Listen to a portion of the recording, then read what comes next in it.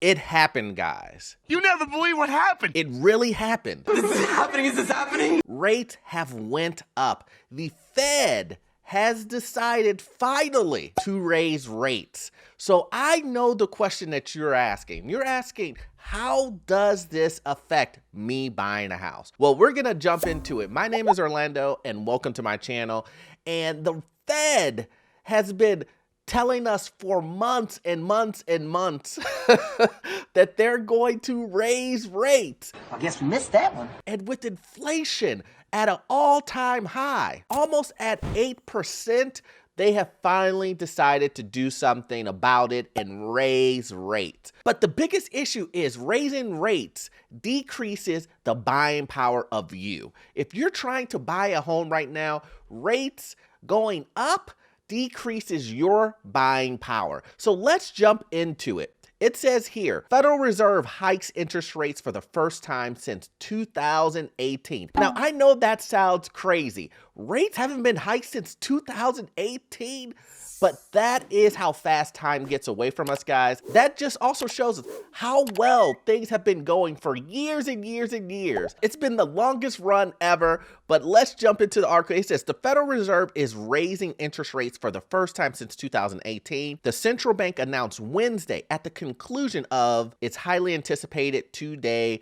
policy meeting. The move marks the end of the Fed's pandemic-era easy money policy and comes amid soaring inflation across America. The Fed funds rate now stands at 0.25 and 0.5%.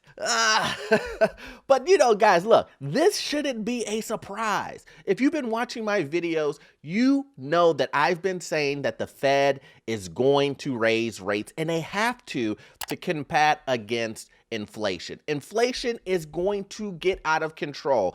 It's still going to creep up, but the Fed is going to have to be more aggressive than they are now. The reason why they did 0.25 and not 1% or 0.75 or something like that is because of the war in Ukraine that's going on right now. Специальной военной операции. They didn't want to pile on the rate increase along with the constraints of gas and petroleum and things that are going on globally. So they decided to go the very conservative route and raise it 0.25%. Prices have soared over the past year for majority of Americans, pushing inflation well above the Fed's long-term target of 2% and forcing its hand. The central bank has a dual mandate to keep prices stable and employment at a maximum. Now, we know employment is at its maximum. We have a labor shortage. Companies can't find work fast enough, and individuals are choosing what occupations and what jobs they want to do and being picky, as they should, right? You should choose what you want to choose,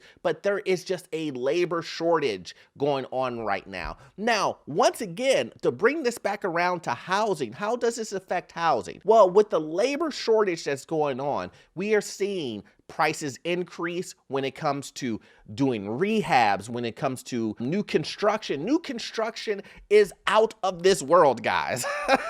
If you are trying to buy a new construction home, you are going to pay a hefty premium. Wood is still soaring. All of the plastics that are used for petroleum, the global shortage of that now that we've kicked out Russia, all of these things will affect how much you're going to have to pay for a home. Is it going to be really, really, really expensive? I mean, I guess it really depends on how deep your pockets are. But I would say for the average American, it's going to be expensive. And this is what I'm talking about when it comes to mortgage rates. Now, I just want to show you guys where mortgage rates were and where they are now, to show you the difference between before the increase and after the increase, okay? Okay, so let's look at how low were mortgage rates for individuals to buy a house. Well, let's take a look at this article here and look at some data here. It says, by December, Freddie Mac reported an average mortgage rate for a 30-year fixed rate mortgage sitting at 2.68%, guys. That is basically free money. Basically free money. I mean, would you want to lend at a 2.68%? That is free money, guys. That is a phenomenal rate. Phenomenal rate. Okay, so let's take a look. It says here, mortgage rates, which recently hit 4.27% for a 30-year fixed mortgage. What's the difference between the 2.68 and the 4.27? That's almost a 2% increase. Almost a 2% increase, guys. Isn't that crazy? Now remember, if you watch my previous video, I did make a prediction that I do think rates are going to get up to the 5.5%. Now, we're already kind of there.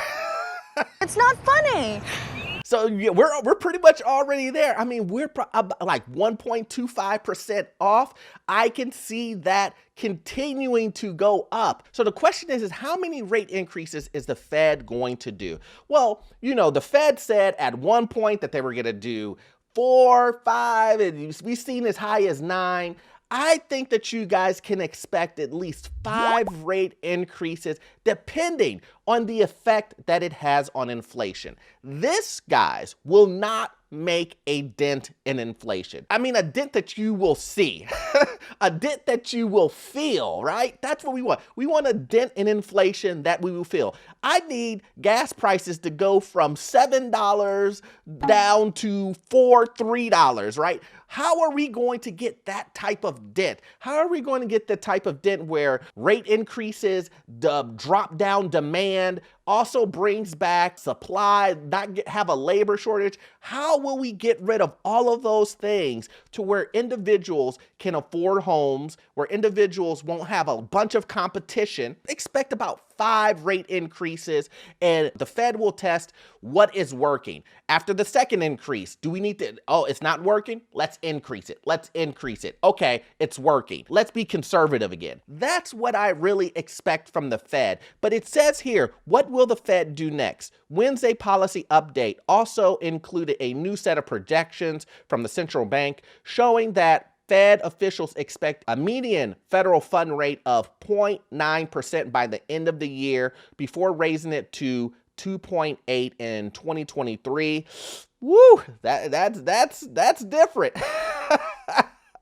But the Fed could also raise rates faster if inflation does not moderate. Exactly what I just said. Be doing testers, guys. Testing the economy. They don't want to raise it too fast and put us in a recession that we're still going to get into. But that's neither here or there. They're going to be testing it out to figure it out. But when it comes to you buying a home, remember, guys, my rule, do not overpay. Make sure that you're using all of your rights that you have when it comes to looking for a home.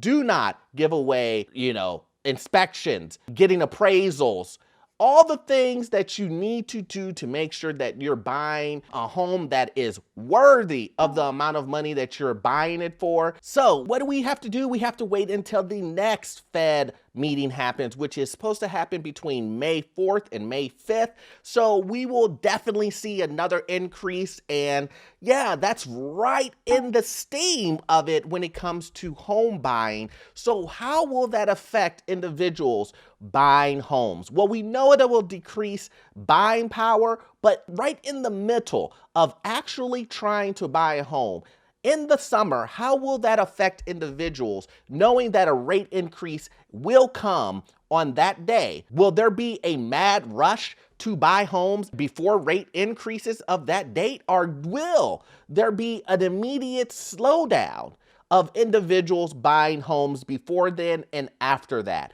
Well, only time will tell. But I can tell you guys this, make sure that you do your research that you have to do. This video is to open your mind to make sure that you are thinking of things that you may not have thought of and think to yourself, I didn't think of that. Maybe this is the best route for me. Maybe this isn't the best route for me, to make the best decision that you can for yourself. So once again, I need you to watch this next video here. It will help you learn all things about the housing market, get into your first rental property, and learn all things financial. Also in the description, check our membership program. I'll see you in the next one. Thanks.